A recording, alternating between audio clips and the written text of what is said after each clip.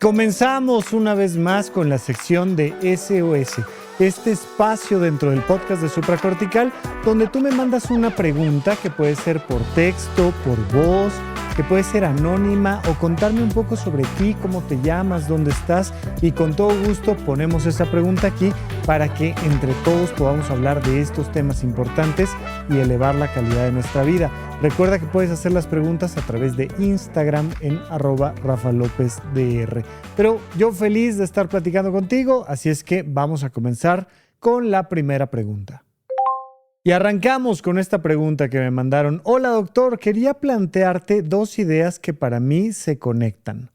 Primero, como persona dentro del espectro autista, muchas veces nos dicen psicópatas, porque algunas personas confunden no entender o no percibir bien las reglas sociales con despreciar las reglas. Creo que sería muy importante que pudieras explicar la diferencia entre no captar esas reglas de forma natural y por otro lado sentir indiferencia o desprecio hacia los demás. Oye, sigue la pregunta, pero vamos a arrancar con esta primera parte. Estoy completamente de acuerdo contigo. Se confunden muchas veces los términos y la gente oye una cosa y la interpreta como quiere, y por eso algo que siempre es importante es que si las personas que tienen un diagnóstico de cualquier tema de salud mental pueden llevar o ser acompañadas por sus amigos, familiares, personas cercanas con el profesional de la salud mental, con una persona que se dedica a la psicología, a la psiquiatría o a cualquier otra área de la salud en general, pues nos puede ayudar mucho a entender. Porque es, oye, mi hija tiene autismo o mi hijo tiene un trastorno antisocial y es sociópata o psicópata, o mi hermana tiene depresión o tiene trastorno bipolar o lo que sea. Bueno, algo que recomiendo un montón es tener una consulta en familia para que todas las personas podamos preguntar, dar una opinión, que nos digan qué es la verdad, qué no, tener información importante. Entonces, lo primero, antes que la sociedad lo entienda, pues es que las personas cercanas lo entiendan. Y estoy completamente de acuerdo contigo en que se puede malentender, no entender las normas sociales con no querer seguir las normas sociales. Entonces, hablemos rápidamente de estas dos cosas. Primero, cuando hablamos de psicópatas o sociópatas, hablamos clínicamente de algo que se llama trastorno antisocial, que ya de ahí empezamos los problemas porque la gente dice, ay, es que yo soy muy antisocial, refiriéndose a que no les gusta convivir con muchas personas a nivel social. Y a eso le llaman ser antisocial. Cuando los psicólogos, los psiquiatras hablan de un antisocial, no hablan de alguien que no quiere ir a las fiestas. Hablan de una persona que puede ser violenta, agresiva, manipuladora y además muy especialmente que no siente culpas por ser una mala persona. Estamos hablando de algo completamente diferente a lo que la gente dice, no, yo soy muy antisocial porque a mí no me gusta ir a esa fiesta que va a haber mucha gente, contra un psiquiatra que dice, es que ese es un hombre antisocial. Por eso se populariza más los términos jurídicos donde hablamos de psicópatas o sociópatas. Los dos, psicópatas y sociópatas, pertenecen al trastorno antisocial de la personalidad. Pero los psicópatas suelen entenderse como estos criminales de cuello blanco, súper inteligentes, el clásico de las películas que es, ya sabes, Anthony Hopkins en El silencio de los inocentes. Ese es un psicópata. Mientras que un sociópata pues es más bien una persona de bajo funcionamiento, una persona violenta, agresiva, a lo mejor que comete delitos como robos o otro tipo de delitos, pero que es más bien tonto en comparación con el psicópata, que es, ya sabes, el criminal brillante, el villano de la película, es el Lex Luthor, es este genio del mal, mientras que el sociópata, a diferencia del psicópata, el sociópata es de bajo funcionamiento, es más bien ahí de delitos de esquina, de una persona que cuida poco la forma en la que comete esos delitos. Entonces, bueno, ahí hablamos de sociópatas y psicópatas. Pero por un lado tenemos entonces este trastorno antisocial, estos sociópatas y psicópatas que son malas personas y no les importa. Simple y sencillamente no les da culpa, se sienten bien haciendo lo que hacen, creen que lo que están haciendo está bien y les gusta romper las reglas para su beneficio, manipular a otros, mentir, engañar, robar. Y tienen esto que llamamos un callo emocional, que como que no les importa, son malas personas ¿no? Y yo siempre he contado que el caso que más frío me dejó, ya sabes, del alma, fue conocer a un niño de 7 años que ya tenía bastantes antecedentes criminales. La familia lo llevaba a consulta preocupados de, ay, oye, ¿qué le está pasando a mi niño? Oye, pues sí, tiene un trastorno disocial y probablemente cuando sea un adulto va a tener un trastorno antisocial y es una persona peligrosa, es una persona de alta peligrosidad. Te recomiendo, es un decir, ya la hemos comentado, esta película que es dura, cruda, no está agradable la película, pero es una gran película que se llama en español Tenemos que hablar de Kevin, We Need to Talk About Kevin. Es un peliculón para entender lo que es un psicópata, ¿no? Nos lo deja muy claro. Bueno, por otro lado, tenemos a las personas autistas, que es un tema completamente diferente. Las personas autistas se caracterizan porque desde su nacimiento tienen dificultad para relacionarse con el mundo exterior. Y esto tiene niveles. Pueden ser niveles muy leves hasta niveles muy, muy, muy, muy graves. Cuando una persona tiene un nivel muy, muy, muy, muy grave de autismo, pues incluso parece una persona con un retraso mental por otros motivos. Es una persona que puede estar en silla de ruedas, que no habla, que no voltea a ver a nadie a los ojos, que no tiene una sonrisa social, ¿sabes? Los bebés desde muy temprana infancia, una nena que tiene apenas 3 meses de edad, pues ya le haces caritas y le haces un gesto y le haces una trompetilla, ¿no? Y se ríe y te voltea a ver y te quiere agarrar y notas que hay una relación con el mundo exterior. Mientras que una persona con un autismo muy, muy, muy, muy, muy grave, pues a lo mejor ni siquiera tiene ese mínimo de interacción. Mientras que hay personas con un autismo mucho más ligero, donde actúan de manera muy normal. Se ha puesto habitualmente de ejemplo a este personaje fantástico de la serie The Big Bang Theory, donde Sheldon es un genio, es brillante, tiene habilidades cognitivas que otras personas no tienen, pero es francamente tonto a nivel social, o sea, no entiende el sarcasmo, no entiende normas sociales como dar un regalo en un cumpleaños. Hay muchas cosas de las relaciones de pareja que no entiende, no se le antoja el contacto físico, pero es el clásico cuadro, Sheldon es el clásico cuadro de el autismo, un autismo de alto funcionamiento, pero muy relacionado con el clásico cuadro de los hombres. Si algo hemos aprendido es que hay muchos tipos de autismo y que todavía no los entendemos bien. Y todavía, por la manera en la que se ha desarrollado socialmente la ciencia, todavía entendemos mejor a la vida y las enfermedades de los hombres que de las mujeres. Las mujeres hasta la fecha siguen quedando como en un segundo plano y entonces cada vez más estamos tratando de equilibrar eso para que no sea así, pero todavía no entendemos muy bien los detalles y las características de ciertos tipos de autismo, del autismo en mujeres. No, lo vamos aprendiendo, sí, hemos avanzado mucho, claro, pero todavía nos equivocamos al pensar que solo hay un tipo de autismo cuando hay muchos tipos de autismo diferentes.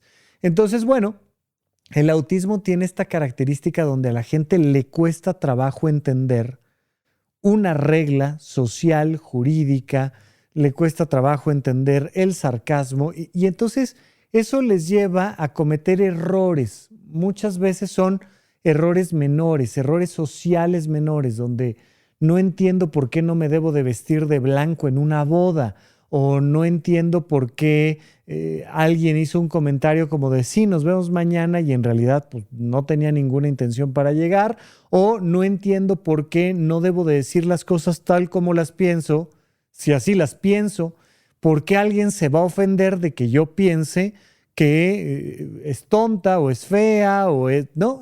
No entiendo la norma social. Pero claro, hay una enorme diferencia entre el autismo y el trastorno antisocial de la personalidad, los psicópatas y los sociópatas. Entonces, continúo con la pregunta porque esta era solo la primera parte. Y relacionado con esto, me surge una duda con algo que comentaste sobre una persona que parece pasársela bien siempre, como cuando se habla del trastorno bipolar. Conocí a una mujer que siempre me llamó mucho la atención por su actitud. Ella decía que le gustaba a todo el mundo, que le gustaba, si un hombre era amable con ella, hacía algún comentario agradable o tenía cualquier gesto de cortesía, ella inmediatamente lo interpretaba como que él quería algo romántico con ella. Incluso si tenía una llamada perdida de esas típicas para cambiarte de compañía de celular, asumía que era aquel chavo que la estaba buscando porque estaba interesado en ella. Eso me hacía preguntarme si había algún tipo de trastorno ahí, porque su interpretación de la realidad parecía siempre exagerada. Al mismo tiempo, esta mujer trabajaba en un área de contabilidad y era excelente en su trabajo. Era cumplida, eficiente, reconocida por sus jefes. No daba señal de estar desconectada de la realidad en su entorno laboral. Aún así, yo siempre la vi con cierta reserva porque me llamaba mucho la atención la forma en la que interpretaba la actitud de los hombres hacia ella. ¿Será que estaba loca, me preguntas? Y bueno, pues por supuesto el término locura no es un término clínico, no es un término que los psiquiatras utilicemos, hablamos de trastornos mentales y utilizamos el término locura más bien en el entorno de la literatura, de los cuentos, en las conversaciones cotidianas, incluso en temas artísticos, políticos. Hablamos de la locura como esta cosa excéntrica de la mente. Pero tú me estás preguntando aquí específicamente por un trastorno mental. Siempre les he dicho, sí, para que consideremos que existe un trastorno mental tiene que haber una disfunción. Es decir, esto debe de causar un problema. Tú me estás hablando de una persona que parece que no tenía problemas, pero que tenía ideas exageradas sobre lo mucho que le podía gustar a cualquier persona. Hay un trastorno que se llama la celotipia clásica, es un trastorno psicótico de celos. Es una persona que se sale de la realidad en torno a un tema de celos. Y cuando hablamos de un trastorno psicótico, de alguien que por completo se salió de la realidad, no estamos hablando de alguien que exagera o que es muy celoso o celosa. Estamos hablando de que alguien francamente está fuera de la realidad. Te pongo un ejemplo. En alguna ocasión tuve a un paciente que tenía celos fuera de la realidad. No es que eran exagerados, no es que él era muy celoso, muy machista o muy violento, es que estaba fuera de la realidad. Había afuera de su casa un foco público, un alumbrado público, una lámpara de esas que están en las banquetas, y esa lámpara parpadeaba. Y entonces pues no estaba funcionando bien la lámpara, parpadeaba, y él interpretaba ese parpadeo como una señal clara de que su esposa le estaba siendo infiel con un hombre que le mandaba mensajes a través de una clave Morse que se podía leer en el parpadeo de la lámpara. ¿Sí? O sea, son celos extremos. ¿Sí? Estamos hablando de una condición donde una persona se encuentra un clip en el auto de los dos y entonces dice, mira, aquí está la prueba de que me está siendo infiel. ¿Es un clip o es una hojita seca? No. Es que eso es la evidencia total y absoluta de que me está siendo infiel con la secretaria, ¿no? Porque me encontré el clip. Y ya hablamos de un trastorno psicótico, hablamos de alguien que está fuera de la realidad. Bueno, algo parecido es que hay algo semejante a la esquizofrenia, pero chiquititititititititito, donde puedes solo tener una idea delirante, una, nada más una. A diferencia de una persona que tiene esquizofrenia, que puede tener muchas ideas delirantes y alucinaciones visuales y auditivas, y es una cosa como muy grandota, pues aquí podemos hablar de una idea delirante. Y entonces yo puedo creer, ¿no? De nuevo, no en lo normal, en lo exagerado, sino en lo psicótico. Yo puedo creer genuinamente que la Tierra es plana, ¿no? O sea, yo en serio, digo que la Tierra es plana. A esa persona la podrías llevar en una nave espacial y enseñarle la Tierra desde la Luna y ver la Tierra redonda y girar y decir, pues para mí la Tierra es plana. O sea, me refiero a, no importa el nivel de evidencia que le des, una persona que tiene un trastorno psicótico va a creer que las cosas son así porque sí. Ahora, cuando estos episodios son tan específicos con una idea que no le afecta en su vida cotidiana, pues no vamos a ver mayores disfunciones. Y si no vemos mayores disfunciones, los psiquiatras poco tenemos que hacer, pues no hay por qué tratarla. Ahora, si mi idea delirante es que yo le gusto a todos los hombres o a uno en particular, yo tengo la idea delirante de que yo le gusto a esta persona. Y esa persona ni me conoce, ni me fuma, ni me pela. Bueno, pues, ¿a quién voy a afectar? Ahora, ¿yo estoy seguro que esto le pasaba a esa mujer que tú me dices? No. A lo mejor simplemente le gustaba exagerar y le gustaba como darse importancia porque pues simple y sencillamente le gustaba decir que a ella le gustaba a todos los hombres. Bueno, pues está bien. Yo creo que aquí la parte importante es que sea que tuviera un trastorno mental o no, pues entender que mientras las personas no estén disfuncionando, todos tienen derecho de pensar y sentir lo que sea que piensen y sientan. Y cuando una persona está disfuncionando, pues lo que toca hacer es ir con el profesional de la salud mental para que le ayude a funcionar de la mejor manera posible. Nada más. Ya si están o no están psicóticos o no, yo creo que a las personas que conviven con ellas no les toca hacer mucho más al respecto. Así es que te agradezco muchísimo la pregunta y vamos con la siguiente. La siguiente pregunta dice, hola doctor Rafa, ¿cómo estás? Este tema y mi pregunta es para SOS. Me gustaría que fuera anónimo, si es posible. Por supuesto que es posible. Te agradezco muchísimo la pregunta y recuerden, a las personas que me mandan la pregunta, inmediatamente en cuanto termino de grabar ahora mismo, les mando el episodio en crudo. Es decir, sin cortinillas, sin edición, con los errores que corresponden, ¿no? Pero es para que tengas la respuesta lo antes posible. Bien. Desde siempre escucho tu podcast y me encanta. Me ha ayudado mucho a relajarme, a ser más consciente y a veces incluso a tomar más agua. Me encanta. Qué bueno. Eso es algo, con eso me doy por bien servido, por favor. De verdad. Aunque no logro dormir mejor, Créame que el podcast ha aportado mucho a mi vida y quería agradecerte primero que nada. Te cuento que estoy en una situación un poco extraña. Llevo 4 años en una relación y me vine a vivir a otro estado con mi pareja, que ella ya estaba aquí. Bueno, mi pareja ya estaba aquí. Desde que iniciamos la relación ha sido muy complicado.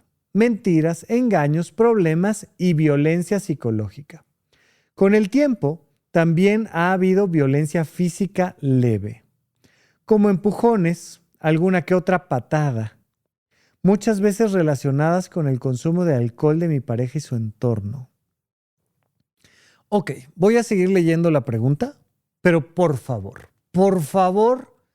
lee, escucha o hazle como quieras, pero te recomiendo el libro del Invencible Verano de Liliana.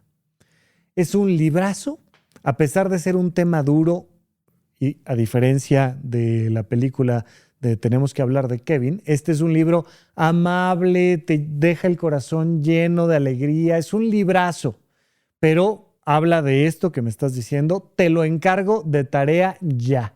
El Invencible Verano de Liliana. Lo encuentras en físico, en PDF, lo encuentras en las plataformas de libros digitales y en audiolibros también. El Invencible Verano de Liliana. He querido salir de la relación, pero siento que mi mente está muy agotada por todo lo que he vivido. No tengo amigos aquí, mi familia está lejos y también hay violencia económica. Aunque pago la mitad de la renta, la luz, las compras, él dice que no aporto nada a la casa y a pesar de que él gana más y podría contribuir más que yo. A veces me confunde su comportamiento, me dice que quiere terminar, que no es feliz conmigo, me hace sentir que soy lo peor, pero luego me dice lo contrario y yo también he rogado para que nos quedemos juntos. Creo que hay un apego muy fuerte hacia él. Una vez intenté irme, había comprado un vuelo, pero él me reprochó que lo hiciera cerca de su cumpleaños y cancelé el vuelo. Después todo parecía estar bien un tiempo, pero luego volvimos a la misma dinámica. También he vivido situaciones de engaño a través de redes sociales, dejó de compartir sus cosas conmigo, aunque antes sí lo hacía, pero ponía que no se pudieran ver más de 30 chicas. No entendí ahí. Descubrí que tenía un Instagram falso para seguir a más chicas, ¿ok? Aunque lo confronté, continuó con esos comportamientos. Mi pregunta principal es, ¿cómo puedo empezar a tomar la decisión de irme? No me siento valiente, aunque siempre he sido valiente, para ir a lugares nuevos y enfrentar retos. Ahora no siento esa fuerza y duele estar con alguien con quien no quiere estar contigo, que no te prioriza, no te hace sentir menos y que te hace sentir menos y que constantemente te hiere. Gracias, un abrazo. Voy a leer la primera parte que me mandaste del mensaje. Llevo 4 años en una relación y me vine a vivir a otro estado. Desde que iniciamos la relación ha sido complicado. Mentiras, engaños, problemas, violencia psicológica y también ha habido violencia económica y física leve. No sé a qué te refieres con violencia física leve. Empujones y algunas patadas. Si tú vas a Google y buscas violentómetro, yo sé que esto tú ya lo sabes porque lo que me estás preguntando es cómo salir de aquí. Ya eso vamos, lo sé. Pero es muy importante, dado que estamos en la sección de SOS, reiterarle a las personas que siempre hay que entrar a Google y poner violentómetro y buscas en la sección de imágenes. Mi favorito es este, para quienes me están viendo en YouTube. Este que tiene un fondo negro que está hecho por el Instituto Nacional de Derechos Humanos y basado en el del Politécnico y demás. Bueno. Tú cuando tomas el violentómetro, buscas lo más grave que te ha pasado en la relación y ahí en lo más grave ves cuántos puntos tiene y el semáforo te dice qué tienes que hacer. Aquí dice empujar, golpear. Es el punto 11, empujar, y el punto 12 es golpear.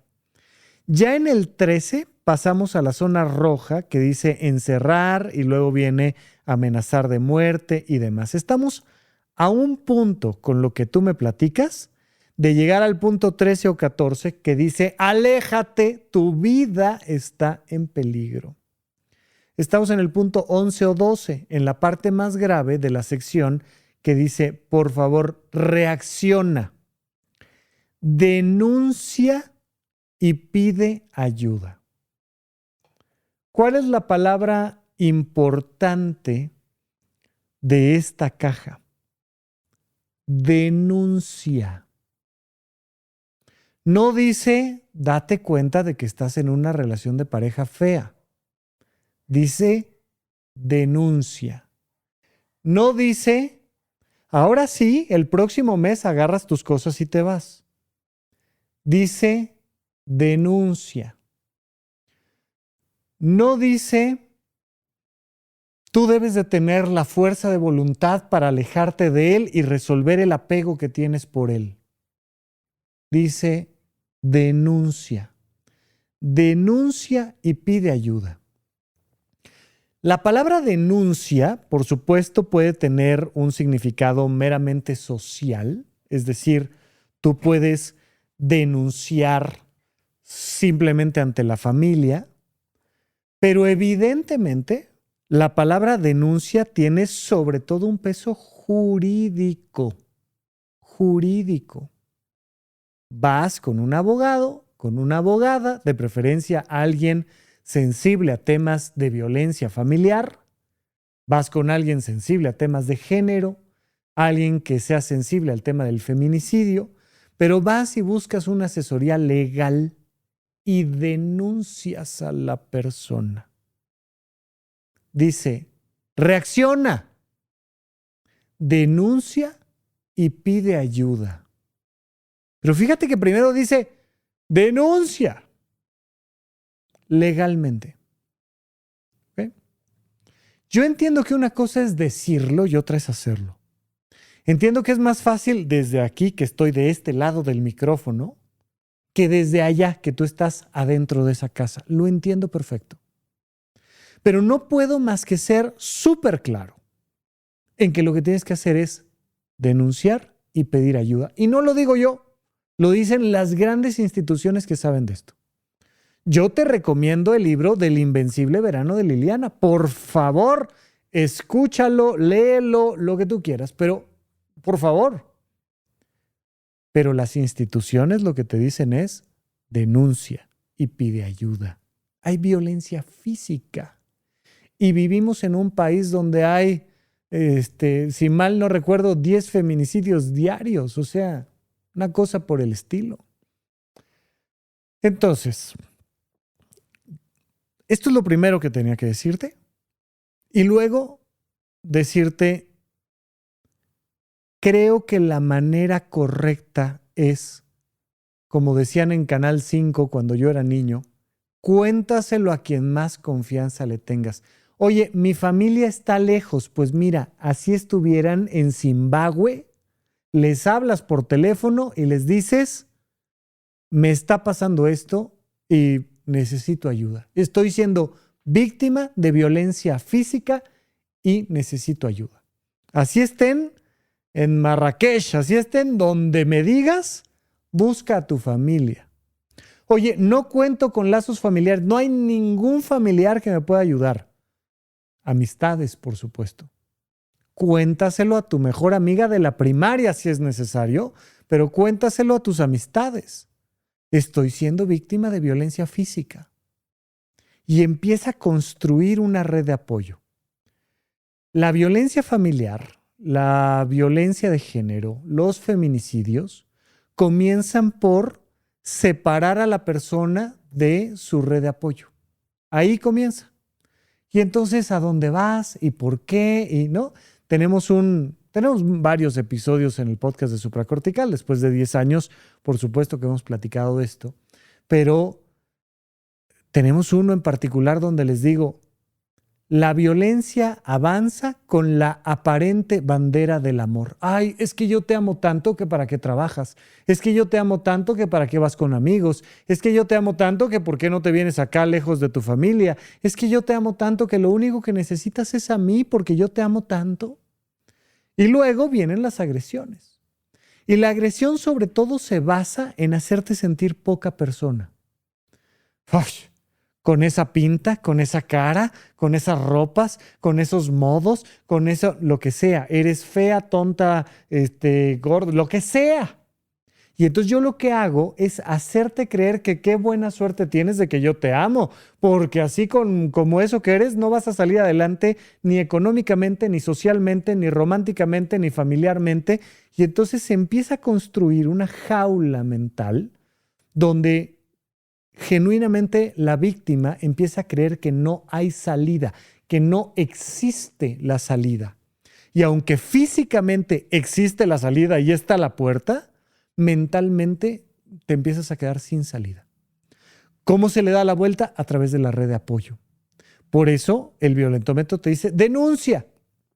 Porque si no es con tus familiares o con tus amistades, para eso existen las instituciones. ¿No son perfectas? No, tampoco las familias y tampoco las amistades. Pero por favor, acércate a instituciones que te puedan ayudar. Está, ¿no?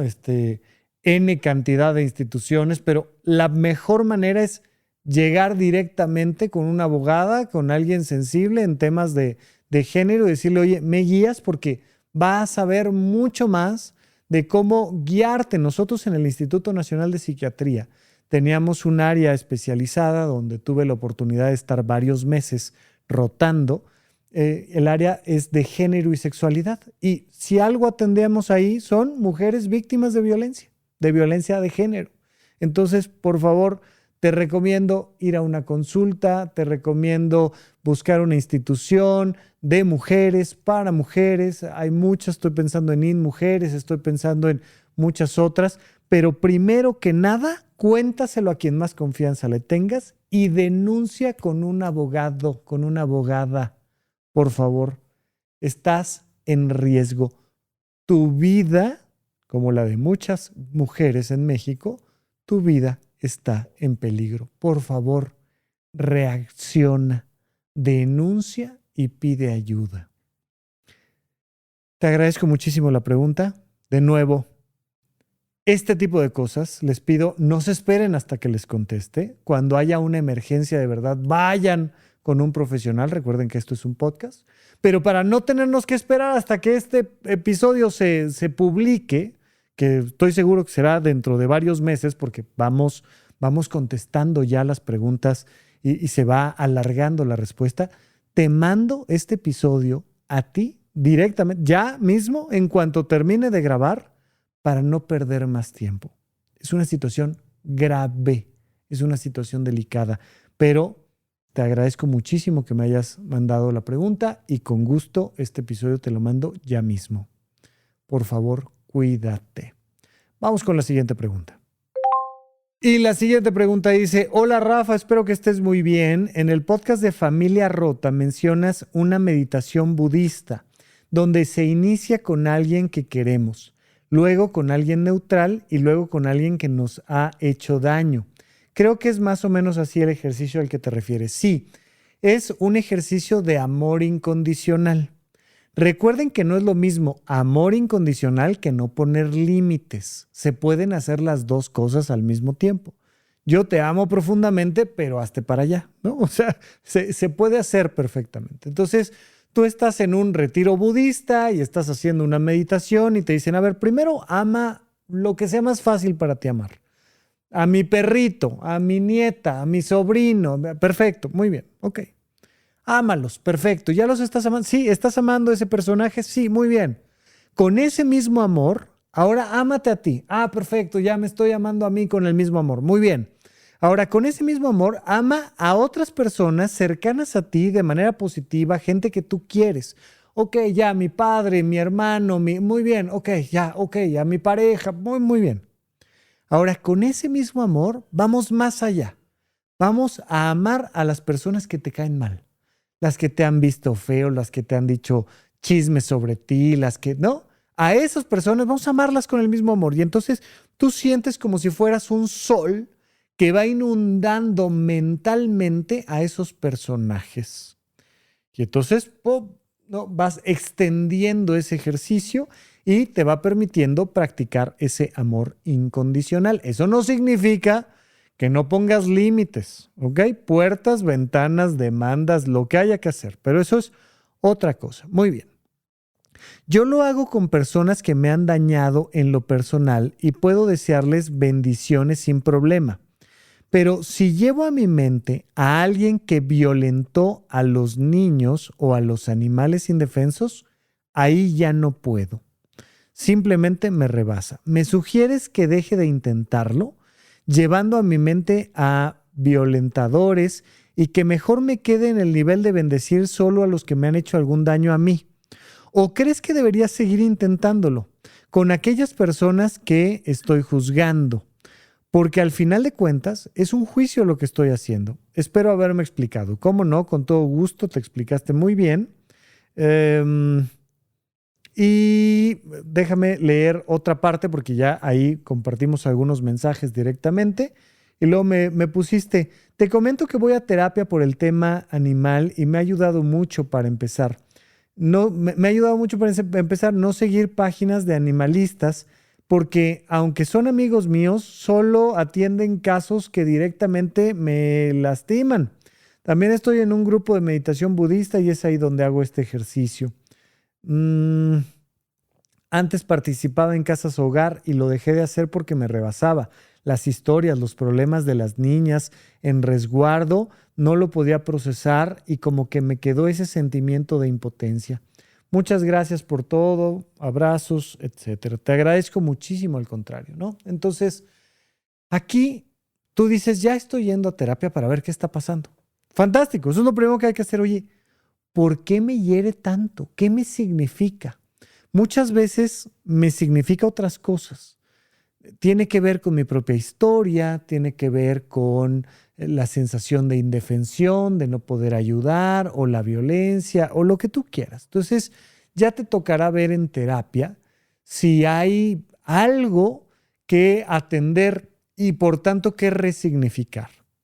Sin embargo, la pregunta que me haces al inicio es, oye, ¿yo me debo de esforzar para lograr meter en mi ejercicio budista de amor incondicional a una persona que de manera voluntaria y por mendiga está lastimando a un animalito? Pues te diría yo en general, no. Sobre todo si te lastima mucho. Mira, pensémoslo en el ámbito físico. Tú te caes haciendo ejercicio y te lastimas el hombro. Y entonces te mandan rehabilitación física. La rehabilitación física duele. La rehabilitación física no es cómoda. De hecho, el ejercicio, hacer yoga, no es cómodo, es molesto, duele. Pero mientras más te vas esforzando en soportar un poquito ese dolor y te vas rehabilitando, pues más rápido te fortaleces y vas a estar al 100%. Pero si exageras en la rehabilitación, si por querer aguantar el dolor le metes con todo al ejercicio, no te vas a rehabilitar, te vas a volver a lesionar.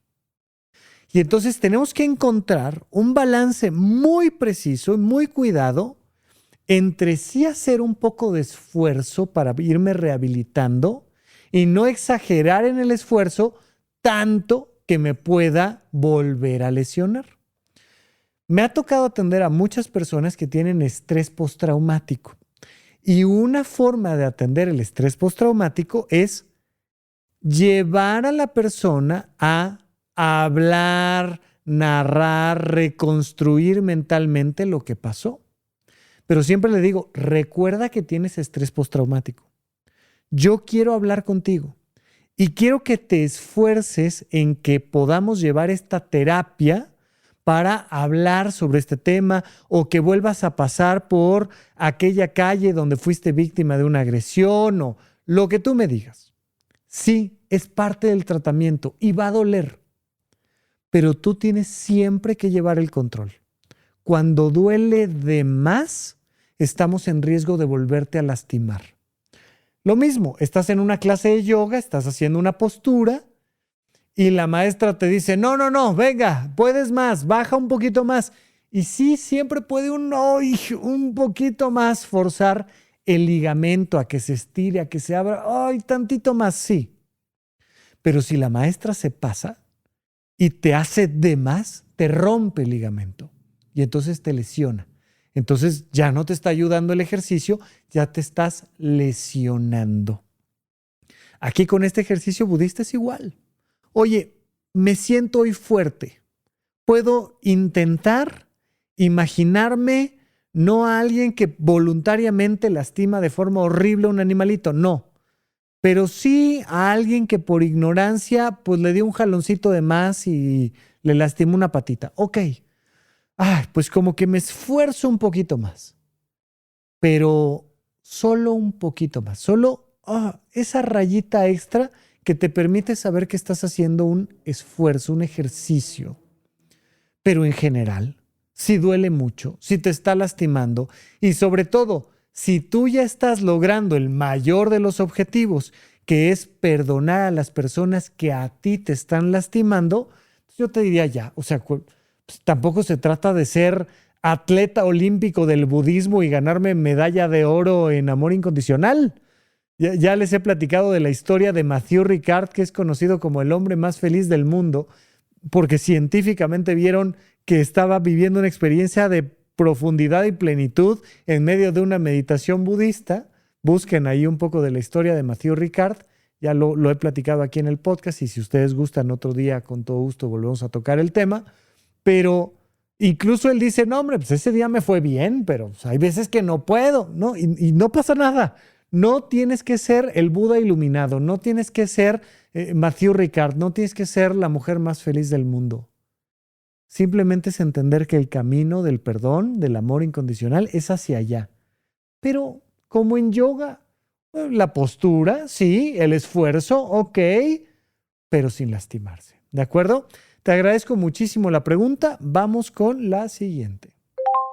Esta es una pregunta que me hacen a través de voz.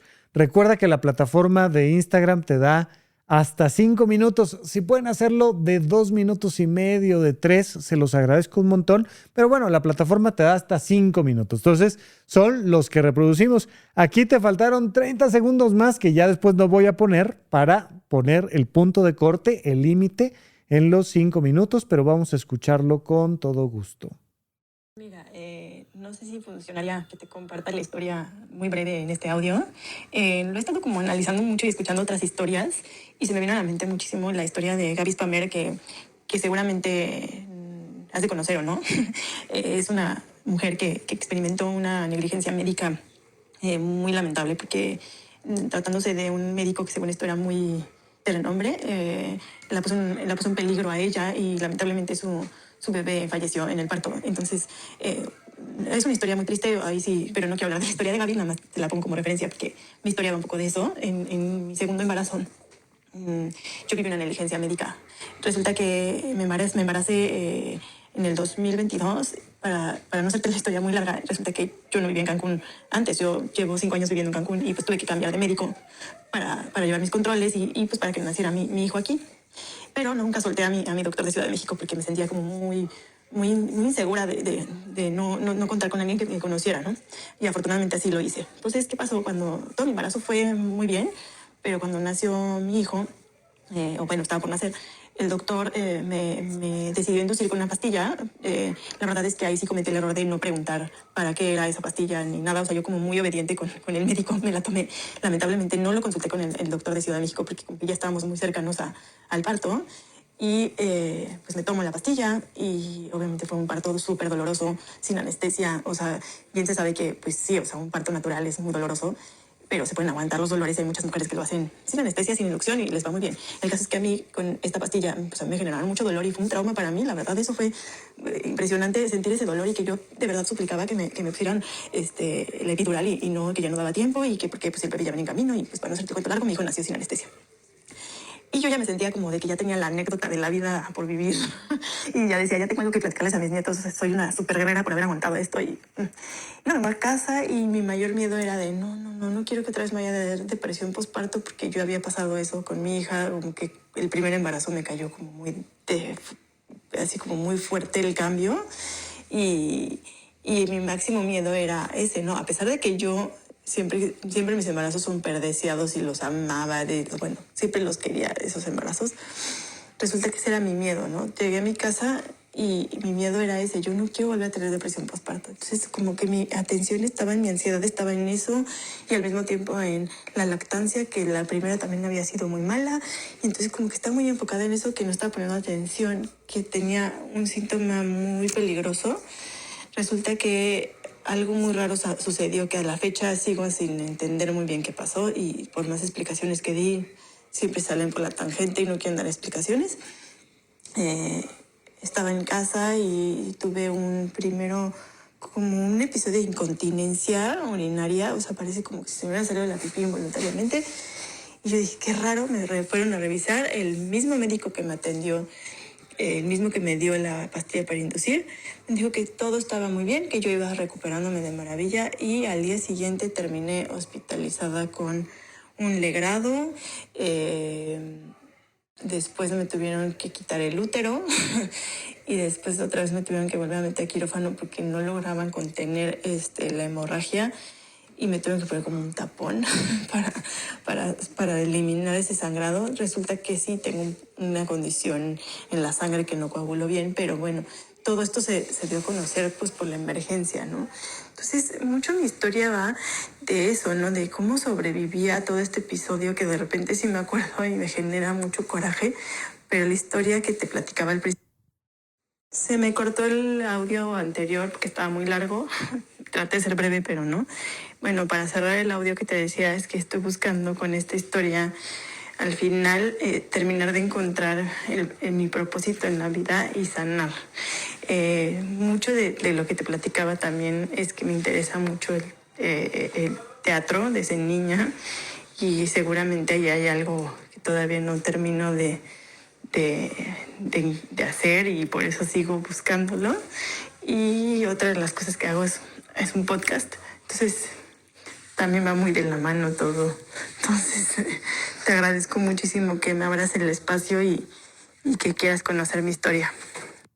Bien, al final sí puse tus últimos segundos porque sentía que no me terminabas de preguntar lo que querías decirme, pero es una historia interesante en varios sentidos. Primero, la información médica que me cuentas es poca.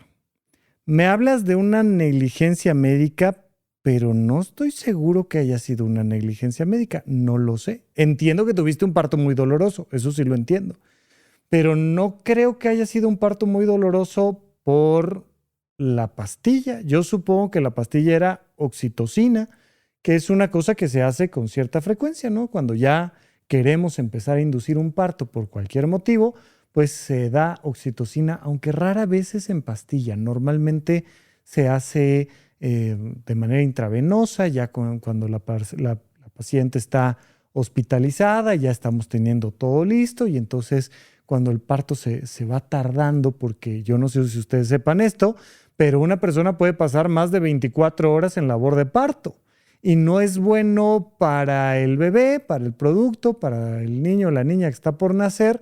No es bueno pasar tampoco demasiado tiempo en labor de parto porque pues, está ahí bajo fuerzas y tensiones y demás, ¿no? Entonces, yo no digo que no haya sido negligencia. Lo que digo es, no sé qué era esa pastilla, no sé por qué te la dieron y no sé qué relación existe entre la pastilla y un parto doloroso.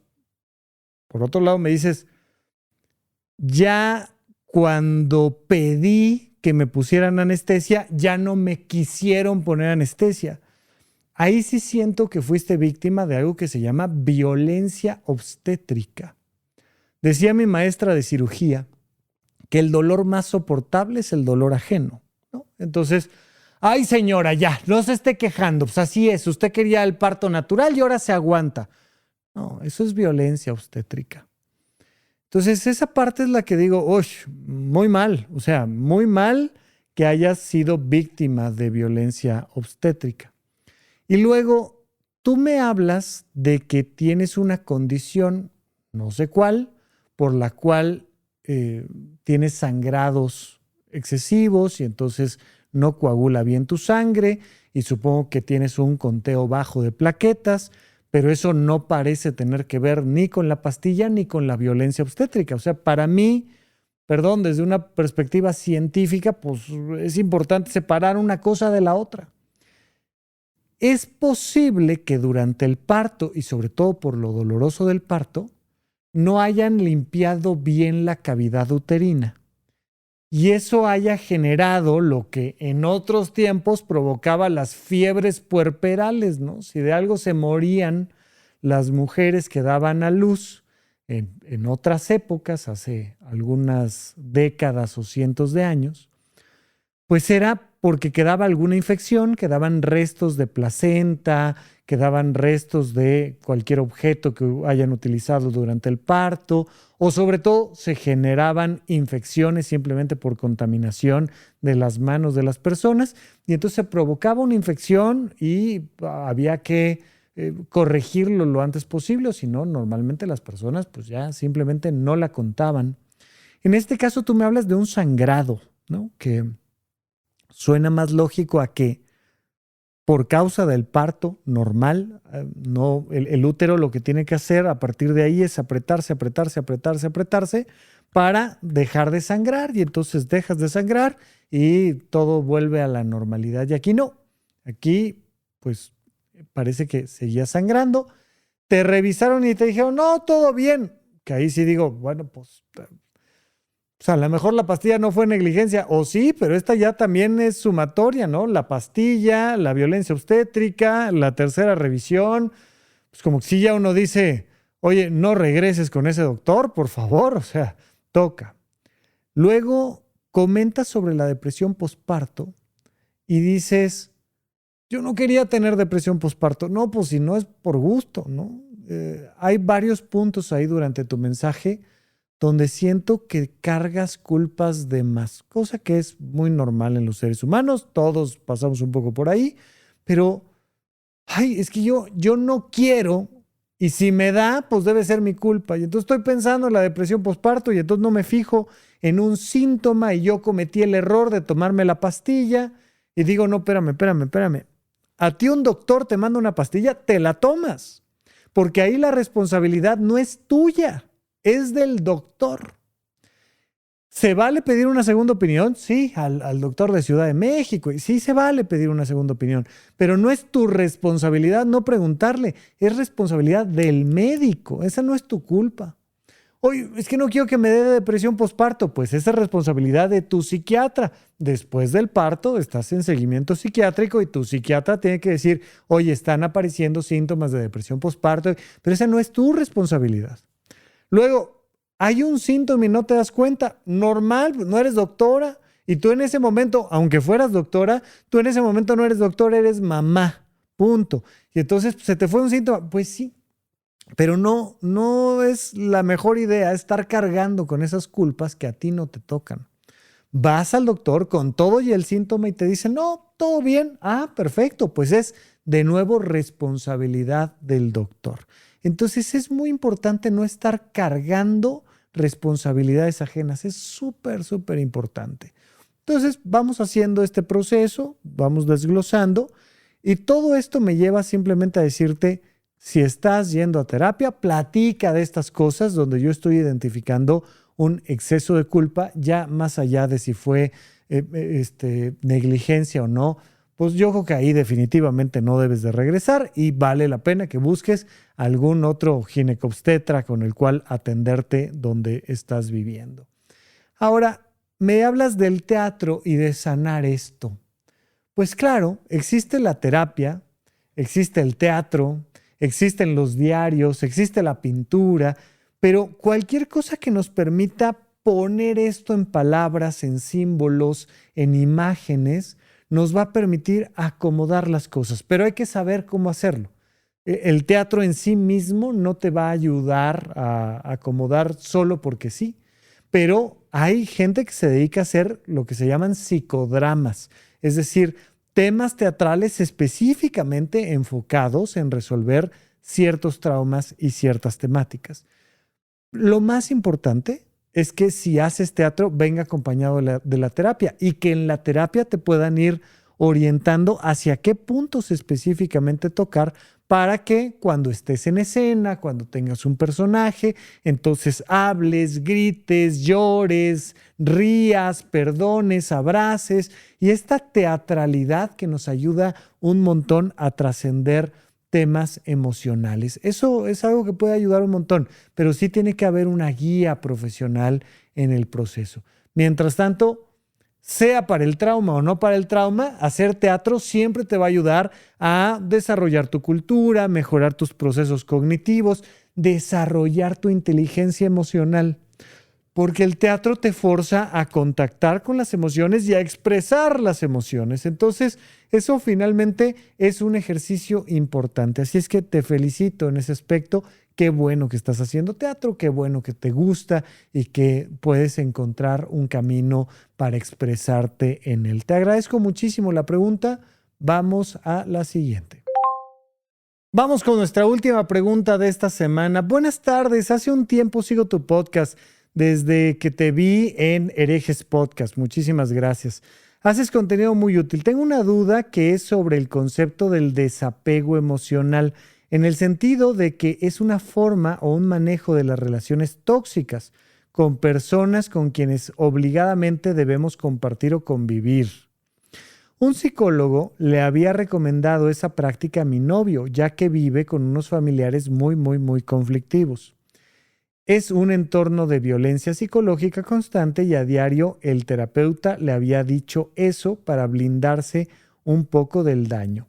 Solo que él ya no pudo seguir con ese profesional y me quedé yo con la duda de cómo uno puede aplicarlo en la práctica. Si pudieras hablar sobre eso en el podcast estaría genial. Busqué algunos otros episodios, pero no encontré algo similar. Oh, vaya, hemos hablado un montón de esto. No sé si haya, y probablemente no existe en supracortical, un episodio titulado El desapego, pero bueno, si alguien se acuerda de algún episodio que venga al caso con esto que estamos platicando, se los agradezco, porque después de 10 años de hacer el podcast y de 700 episodios, pues ya uno un poquito se pierde, la memoria no da para tanto. Algún día, pronto, espero yo, cargaremos todos los episodios ahí en la inteligencia artificial y les pediremos ahí un resumen o algo, a ver cómo le hacemos para que sea más fácil de encontrar. Pero tal vez vale la pena hacer un episodio que se titule Desapego como tal. Primero que nada, aquí hay una cosa peligrosa y hay que hacer un disclaimer.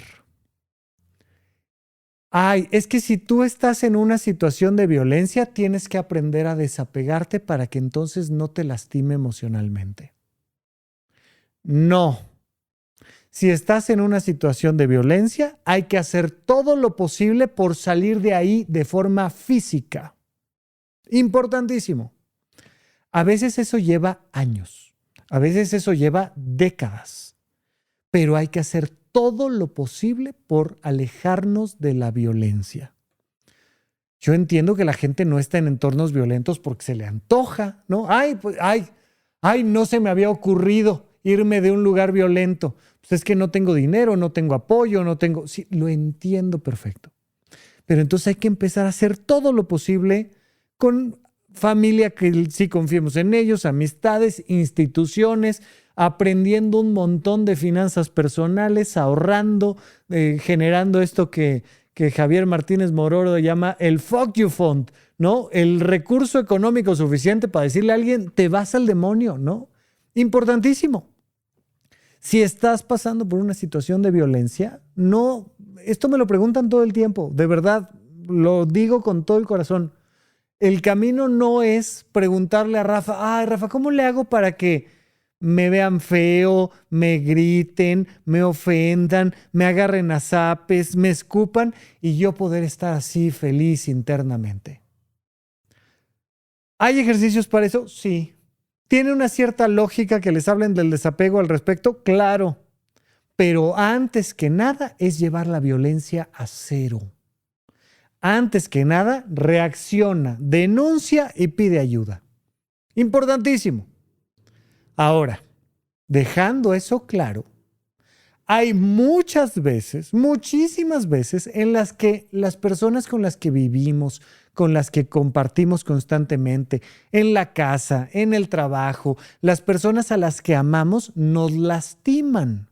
Eso sí, hay ocasiones en las que te ofenden, te gritan, te dicen, pues sí. Y donde a mayoría de razón dices, mira, en general nos la pasamos muy bien, nos entendemos, nos apoyamos, nos amamos, pero me dijo esta cosa que me lastimó. O le dije esta cosa y la lastimé. Y fue un poco sin querer y ya nos disculpamos, pero ¡ay! La herida emocional quedó ahí. Sí. O claro, oye, yo me voy a poder salir de esta familia o de este trabajo en 1 año y medio. Ya está todo listo, ya está el plan. Y si puedo antes, en 1 año y 3 meses, en 1 año y 3 meses. Pero ¿qué hago de aquí entonces? Bueno, pues además de alejarte lo más posible y de tratar de no meterte en situaciones violentas, algo que puedes practicar es el desapego. ¿Qué es este tema del apego? Hemos platicado mucho del tema de los apegos. Hay por ahí un episodio en el podcast de Supracortical que se trata sobre a veces el apego. Tenemos un episodio sobre el apego y otro episodio sobre el apego en la etapa adulta. Esto que hablan de el apego ansioso y el evitativo y no sé qué, que a mí la verdad no me gusta esa clasificación sobre el apego y sobre las personas. Pero bueno, cuando hablamos del apego, hablamos de inicio de un fenómeno natural que tenemos sobre todo los mamíferos y que en los niños es muy claro. Necesitamos de los adultos para no morirnos. Si el adulto en cuestión, mamá, papá, quien sea, no me protege y no me cuida, me muero. Entonces tenemos un desarrollo emocional normal donde buscamos estar pegados a, cerca de esa figura de protección. Eso es un proceso emocional y mental que viene relacionado con un tema físico. Conforme yo voy creciendo, me tengo que ir desapegando, es decir, independizando. Hoy en día, yo que soy un señor de 40 años, si mi mamá está enojada, pues muy su tema. Si mi papá está triste, bueno, pues trataré de apoyarles. Pero eso no significa que yo me voy a sentir, ay, que me muero, ay, no, es que si mi mamá está enojada conmigo, ay, yo voy a llorar y llorar y llorar y yo no puedo comer si mi mami no viene y me da de comer, yo no puedo tomar una decisión si mi mami no dice que está de acuerdo con ella, ¿no? Si yo a mis 40 años estoy llorando porque esta Navidad no la pude pasar con mi mamá, pues tengo un apego patológico. Oye, me encantaría estar con mi mamá en Navidad. Claro, le voy a hablar por teléfono, le voy a mandar una cartita, unas flores, pero esta Navidad me tocó trabajar o me tocó pasarla con mi pareja o me tocó andar de viaje. Pues ni hablar, la próxima Navidad será, nos vemos antes, nos vemos después, festejamos, pero que me rompa el corazón porque no puedo estar con mi mami, o que me rompa el corazón porque mi mamá dice que este saco se me ve feo, o que No, señor, usted tiene 40 años. Pero si tuviera 40 días de nacido, o si tuviera 40 meses de edad, pues como que es mucho más lógico que yo necesite de la validación de mi mamá para sentirme íntegro como persona. Todos los seres humanos vamos viviendo diferentes apegos a lo largo de la vida. A veces me apego a mi mamá, a mi papá, a un amigo, a un estatus. Yo soy gerente de banco y entonces mientras soy gerente de banco me siento todopoderoso. El día que me corren y entonces me entiendo como desempleado y ya no como gerente de banco, se me va la vida, me deprimo, la vida no tiene sentido. Hay gente que se apega a su equipo de fútbol soccer.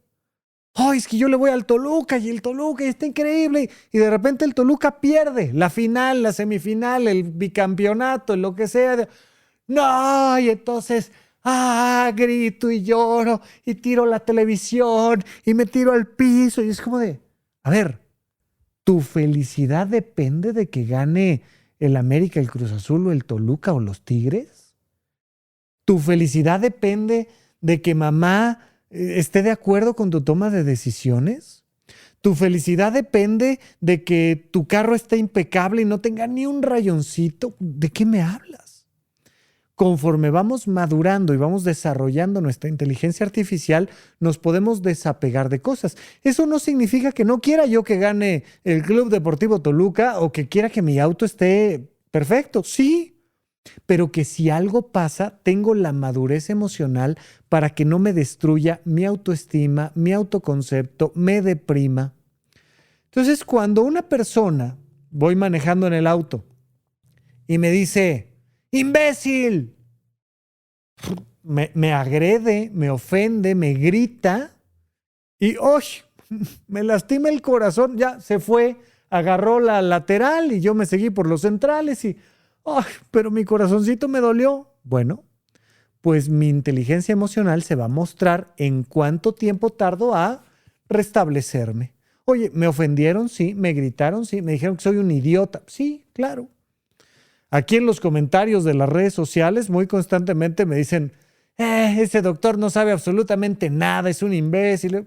Ok, yo me desapego del comentario. Mi felicidad, mi autoestima, mi autoconcepto no depende de lo que un usuario que es Canelita 129 opina sobre un reel que yo subí.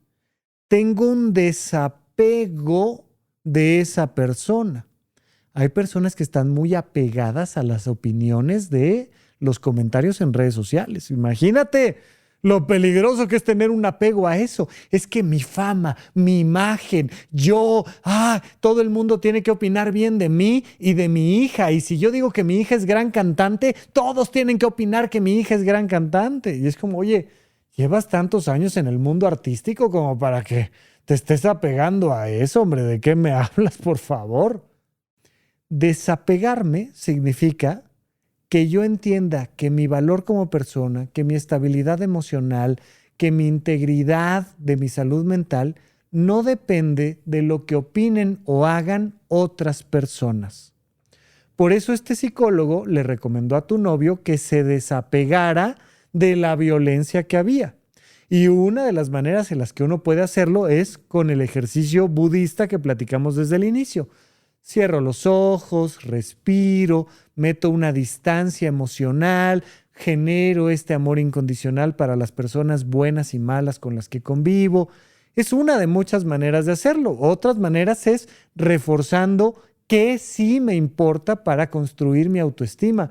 Bueno, mi inteligencia, mi empatía, mi ánimo, mi relación de pareja.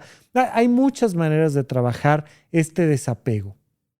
Pero, de nuevo, para mí lo más importante es decir, ante la violencia uno no se desapega solamente. Sí, desapégate, fantástico, pero mete distancia física.